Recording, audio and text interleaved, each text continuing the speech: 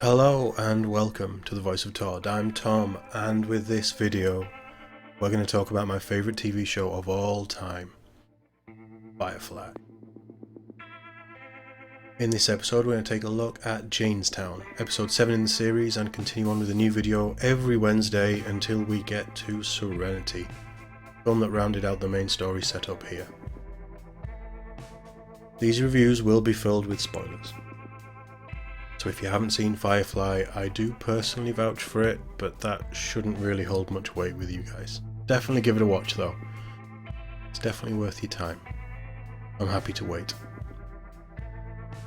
And with that, for everybody that has seen it and is still here, let's talk about what the hero of Canton, the man they call Jane, and the rest of our heroes are up to, and some of my favourite moments in this episode. Well, I say favourite moments. It's more probably going to be touching on the themes that appear in this episode. There will be quite a lot of pondering. And there's 4 major things that I want to talk about in this that I picked up from this episode. And I just kind of been left after watching this in a very pondery mood. So I'm going to just discuss those. Sorry in advance. This episode has a lot of stuff going on, and while our main focus is really the caper and Jane's previous visit to Canton, this episode's location, and a world where they make mud, well, ceramics, but mud. There are so many subplots going on with Inara, with Buck and River, and everyone's favourite lovebirds, Kaylee and Simon. Lots to go over, so just jump straight in.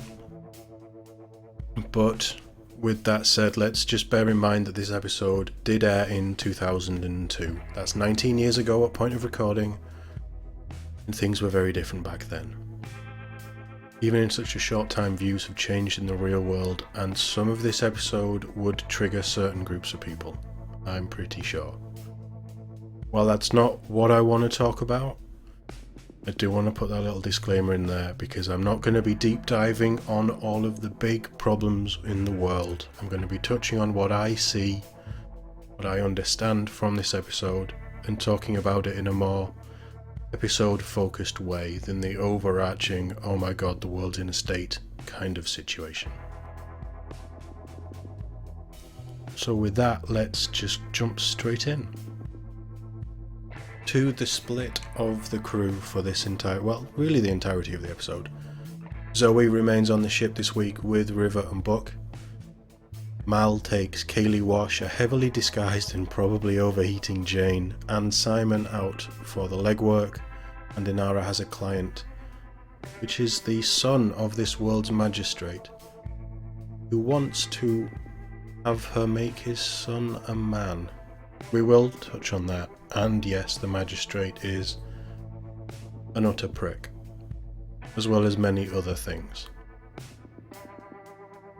So the caper this week is very simple. Locate the seller of certain ceramic products, smuggle them out to the buyer. It should be as easy as that. But this is Firefly, and nothing ever goes to plan. This mud world uses a workforce of slaves that is controlled by the magistrate through the foreman, and that's where Jane comes in. He's, as I've already mentioned, the hero of Canton. They have a folk tale about him, they have a statue. You really capture his angry, kind of outward look, I guess. But Jane was here 4 years ago on a heist. It went very wrong, as you would expect with Jane doing something of his own volition. He did have a partner who does feature lightly and is maybe not used in the best way here, but as I say, there's a lot that the writers have crammed into this one episode. But this heist that went wrong ended up with a lot of money falling into the mud pits, to the mudders, the workers of this planet. And they ended up being able to keep it due to their sheer number and the riot that preceded. So Jane became their Robin Hood, type folk hero. Now we all know Jayne, well, he isn't really any type of hero. But that's the problem with folk heroes, isn't it? And this leads us into discussion point number 1. Are our heroes really good role models? The answer in this verse is no. Mal is my favourite hero in everything I've ever seen. That's how much not only I love this show, but I love that character. But I know he does bad things. We see them, clear as day. But that's not how folktales work. They show you the good and omit the bad, creating a myth for you to aspire to regardless of reality. And that's how the Mudders feel about Jayne. Despite how he acts, and in the final showdown, yep, I'm jumping straight to it, with his old partner Stitch, who's been kept in a very small box for the last 4 years. He's rightfully angry that Jayne betrayed him. The Mudders do see Jayne's true colours when he isn't really shown in the series, but he brutally murders his ex-partner at the foot of his statue. Doesn't matter, the Mudders revere him as a hero. And that's the message here. Sometimes we just need something to focus on, something to give us strength and to show us a different way. An idea, or an ideal. Doesn't have to be anything to do with a real person, it's just a name. Jayne, as Jayne would, threw his partner out of the crashing ship to save his own skin. Has no real semblance of loyalty in his body. Well, I mean, I say that, at this point in his story he doesn't.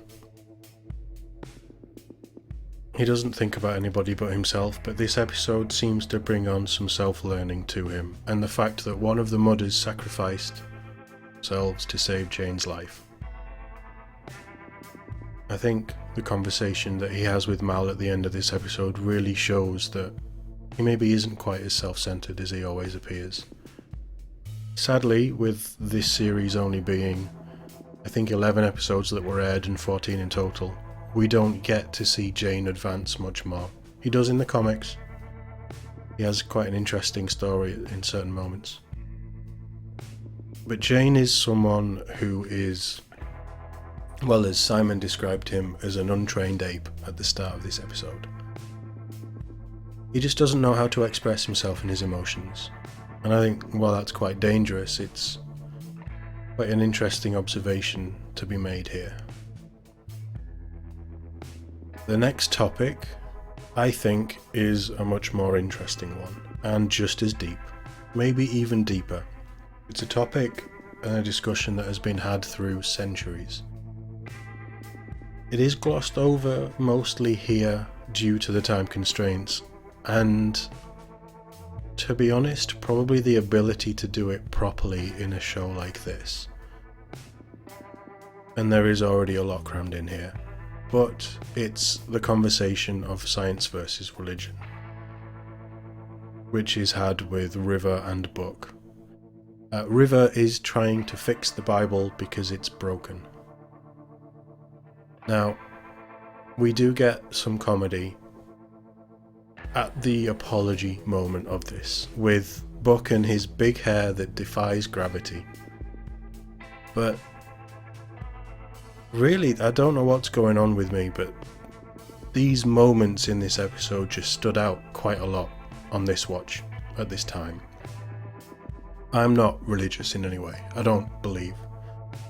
I believe in something, but it's not religion. I don't have that kind of faith, and I've never understood it.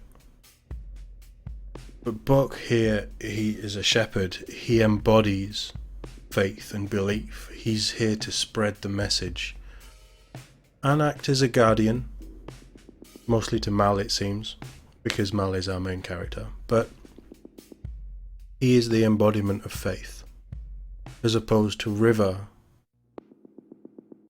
who, while being an exceptionally smart child, has been tortured, let's not beat around the bush here. She's been tortured and altered by science. For, yes, nefarious reasons. but it's an interesting way to bring about such a big conversation. And again, it's not one that I would want to have on this channel, but in the context of this universe, the idea of the crew having these conversations, and again, we didn't get any more of this show. I would have loved to have seen where moments like this went. But as a show that was essentially billed as a sci-fi comedy with cowboys in space, there is so much that you could do with having such a diverse range of crew and main characters here. All 9 of them are the main characters. Each of them have their own moments. And this is a very big question to bring up and then just sort of brush under the side. Yes, there's a lot going on here. This episode, to me, feels like the writers were having some sort of therapy session and all of their problems and anxieties are being pulled out and exposed in this episode. On reflection, I think this episode is excellent. I think every episode in this series is excellent. But I think some of these conversations, we do have 2 more topics that I want to bring up, not quite as big as the 2 that we've mentioned. But I think that they could have maybe had an episode to each one and expressed a little bit more. Although I do agree that Noah's Ark is problematic. But maybe if the studio had fully backed the vision and the characters that Joss wanted to tell and explore, we would have got so much more in this kind of space and this kind of conversation than we did. But anyway, on to the next topic. This one is very time sensitive, I would say, in the life of a human being, and that's the stigma of being a virgin, because the magistrate's son, well, he's a virgin, and his father has hired Inara to fix that problem as his father seems to see it. Inara is an experienced companion, we already know this, but she's also probably the most open-minded and well-rounded crew member of Serenity. And again, this feels like a very real and very pointed message the writer's room were trying to get through. It is pushed aside by the main plot, just like the previous conversation and the topic we're going to mention next. But the message, I think, does come across quite well. The magistrate is a very old-fashioned man, and as I've mentioned before, a total prick whose views have no place in modern society. But his son is a very different type of man, much more withdrawn and very much in his father's shadow, as is probably the case with kings and princes of old. Now, the whole stigma of being a virgin is something that you would probably resolve in high school, and it's not ever something I've thought about since. Which is why I find it odd that it's in here, but as Inara explains to, I can't remember what the son's name is, Fess, the magistrate's son. The act of sex doesn't make someone a man, or, in opposite, a woman, although this is more male focused, as is of the time. It's being of the mind to be able to ask that question yourself and make your own choices in the world. What makes someone an adult? Having to do adult things, make decisions that affect your world and the world around you. It's a very key message. While I think it gets the message across, it is something that should have been much more explored and does feel a little bit rushed. But it's very interesting to bring it up here in this episode. And like I say, I think this is just a therapy session for the writers. But it does tie into Kaylee and Simon and some of the moments that they have in this episode. But before we get on to those two lovebirds, there is a moment where Fez, the son of the magistrate, tells Inara about the folklore tale that the Mudders have. And he describes the heroism of the only man who stood up to the magistrate and won. Inara instantly thinks that he's talking about Mal. Because in this way that we're watching it, in the proper way, we're doing all 14 episodes and we're doing them in the order that the creators and the writers wanted them to be watched in. Last week's episode, Our Mrs. Reynolds, really does show the feelings that Inara has for Mal. And she opens up with all kinds of platitudes and trying to justify what Mal would have done and how he's really deep down a good man. Something that we all know from watching this. And it really ties further into the blossoming romance between the two characters, while neither of them would really admit it. Well, I think Inara would, but Mal's too much of a man-child to do so. We don't get any time with Inara and Mal, and they are some of my favourite moments in this series. But it's a nice little twist, as Bez mentions that it's actually Jane Cobb, the hero, which shocks Inara, as it would. But this conversation, I think, leads into the conversation that happens with Kaylee and Simon at the end of the episode. Again, another topic that I wanted to discuss. It does feel quite relevant to certainly the UK right now, with everything that's been going on. If you've seen the news, you'll probably know what I'm referencing. I'm not going to talk about it on here. But as you will know, I am a sucker for the Kaylee-Simon romance. It's so awkward, it's filled with failures, mainly due to Simon getting worked up about everything. And he says the wrong thing all the time, which I think it's safe to say everybody has done in certain times of, let's call it romantic stress. But this episode really fleshes out some of the moments with them and they're growing closer. Do enjoy when Mal accidentally walks into the two of them heavily flirting while drunk. Kaylee explaining that things are going well, so Mal backs off. It shows that, I would say, big brother relationship that Mal has with Kaylee. And I think that Kaylee sees Mal as a big brother too. He is the captain and his word is, well, the rule, really. But I think they have an understanding that is quite often hinted at in their scenes and their moments together. We know that Mal will do anything for his crew. He definitely has a soft spot for Kaylee. Don't we all? But the topic that really focuses on the two of them is one of chivalry and how men should act. Simon is a gentleman. That's why he's so awkward, because he wants to show Kaylee how he feels properly and not rush their romance. He's probably also never had any real romance in his life. I would say. He's been very focused on River and what's been going on with River through most of his adolescence. On top of trying to be the best surgeon that he can be and the expectations of his family.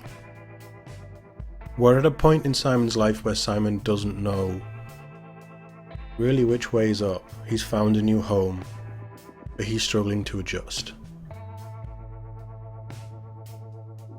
He's very awkward because he's out of place.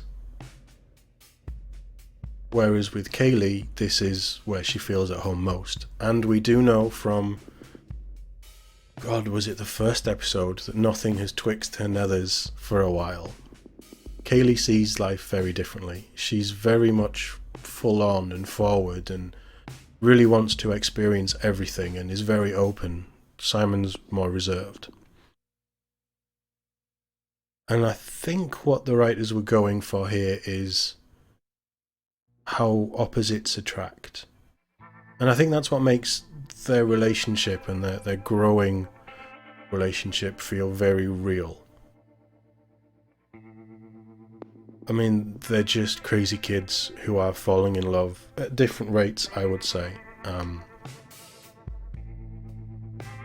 it doesn't really dive much into chivalry, but again, it's a very interesting thing to bring up in this episode. I think it's a conversation that needs to be had, but not in the context of how it was framed here, because it's mentioned and then it's very washed over, because they are cramming so much into this episode. I have absolutely no clue what the writers were doing with all of these elements, and I don't think it makes the episode any worse. But I remember this episode for the catchy folk song and the awkwardness of Jane being a folk hero. I don't remember any of the other conversations. Now that's probably because when I've watched it, I haven't viewed it in this sort of prism of actually dissecting each scene. And I don't go over them in huge detail here. It's not really what I wanted to do with these reviews. I wanted to just show how much I love this show, do a little bit of a breakdown, talk about it a little bit, and connect with like-minded people who love this as much as I do. And it warms my heart that happens, that people do watch these and they seem to enjoy them. But this episode is very different to what we've had previously, and it dives into things that you would expect a show that has run for 3 or 4 seasons to maybe dive into and talk about. But this is one episode where they throw so many big topics in together, and I don't necessarily think they kind of get lost, but I certainly don't think they're all done a huge amount of justice. It's not that they're badly written, and it's not that really that they're badly handled. I don't know what was going on in 2002. That's a long time ago, and Christ, we were all different people back then. And my memory's rubbish anyway. Maybe these themes, these conversations were being had at the time, and they felt that they needed to be brought in here. Which would be very interesting because it does parallel elements of what's going on in modern day, and that is the mark of great TV. One of the reasons that Battlestar Galactica, the remake, is so revered is because even now, politically, it still stands on its own 2 feet and feels very real and very true, despite being a flashy sci-fi show. The more I watch Firefly, and I've watched it a lot and I will keep on watching it because I love it that much, the more I watch it through this prism, the more I see that it really is, it's so cleverly done, it's so subtle with some of the things that it does, but it is very timeless. It takes moments from different parts of Western culture and just plays with them subtly. And I think that's one of the joys with this, and while this episode might not do justice to all of that, you've got to give them kudos for trying in the writer's room. And again, the cast, as always, were incredible. There aren't as many funny scenes here. Most of it is between River and Buck, I would say. But Jane does have a few moments, as you would expect Jane to do, and he is very much the focus of this episode, which is nice to get some backstory to a character who has maybe been pushed behind a little bit.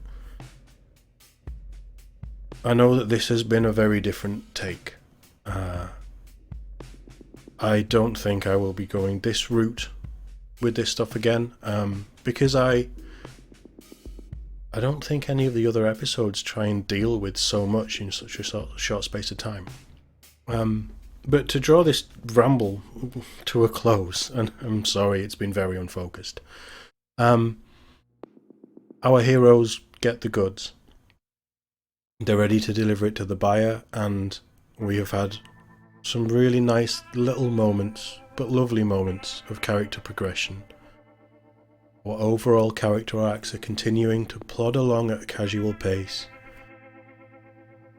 and it's all tied up with a very catchy folk song about Jane, which has probably been going through your head as soon as I started this review, because it's still going through mine, and I watched this episode a little while ago.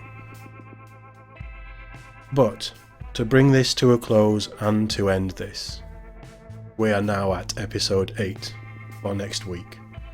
This is Out of Gas, which, as we start our descent into the season finale, takes us through some of the past. It acts as a retrospective look at Mal and Serenity and how he brought the crew together. It fills in some more blanks, and it takes a look at really everywhere we've got to this point with the series, which could be another somber episode, let me put it that way. But if you want to find more of me, I will be on Twitch, currently playing Mass Effect 2, hopefully looking to finish off the journey and the story this week so we can jump into Mass Effect 3, and a couple of other games that I'm planning on bringing in as well. A schedule will be going up, I do have one worked out, just finalising times, and then that will be going up. So if you want to know when I'm going live between now and then, you can check my Twitter. All of the details are in the description and on the end credit card that flashes up at the end of this video too. I'd love to see you guys there. It would be great to have more people in and just chat to more people while I'm playing some games. But if you've enjoyed this or any of my other content, please do subscribe, like the video, throw me some comments. I do love to talk to you guys. Really, I could talk about Firefly all day, but I'll talk about anything. Thank you very much for watching. I'll see you in the next one.